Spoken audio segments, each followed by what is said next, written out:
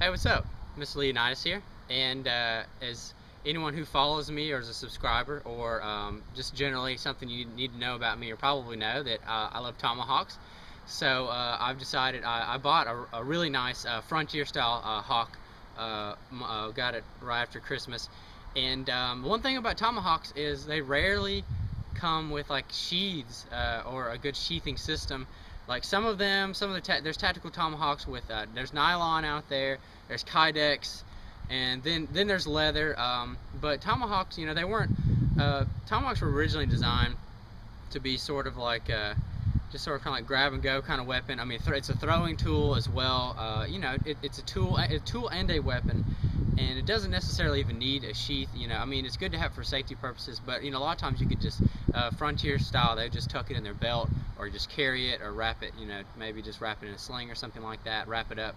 But anyway, I just decided it would be nice to kind of do kind of my own kind of sheathing system. So first off, I've got the two hawks here that I made a sheathing system out of plywood, and I'm going to go over the one on my hip real quick because I use a tech lock to secure it, and I'm just going to go over like basically how I made them and kind of the pros and cons about the style and whatnot. But first off, this is my prototype sheathing system here.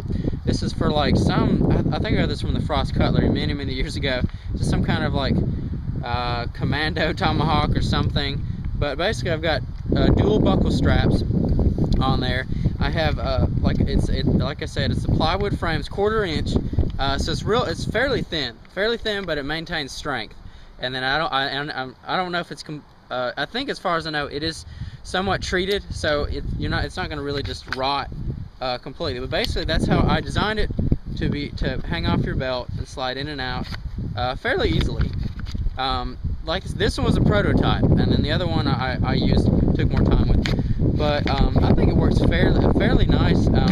Every once in a while, I mean, it'll catch catch a snag. But I work fairly hard on this just to kind of get a good prototype design, and I like it. I mean, at least it keeps you safe from the blade, anything like that, from harm.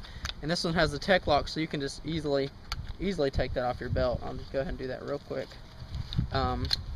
Yeah, so just like that, slides in, and then the buckles clip in. The way I hook the buckles on, I put some like rivet holes, and then I put some screws to attach that. Then I added this piece of wood at the top with this buckle straps. You can get the straps at Walmart. The plywood, I got the wood at like Lowe's. I mean, it's all inexpensive stuff. All in all, the most expensive thing was the tech lock, and the cheapest I could find those is somewhere between 10 to 15. I got it for about 12 bucks. But overall, I think it's a pretty good deal. I'm going to show you the other sheath, and like I said, I'm going to go over like kind of some issues some people would have with a sheathing system like this. This was also the plywood. I used a kind of a textured spray paint. I was debating on just treating the wood and maybe staining it, but I like the texture feel of this. It kind of gives it a kydex sort of feel, and I really like that. Painted the buckles. I think this works pretty well. It's got the tech lock on the back. It fits just like that. You know, it looks bulky, but I think it looks in its own way. It's unique and awesome. And then this one just slides out. This one slides out real easy, very easy. And you know, it's got a little play, but you know, it's wood. I did the best I could with it, and that's kind of how it works. And it'll just slide right out of there, and it'll be good to go. Protects the user and whatnot. And then some of the issues someone would have with a sheath like this is I'll just talk about. Well, first off, it's good that it protects the user from when they're carrying it.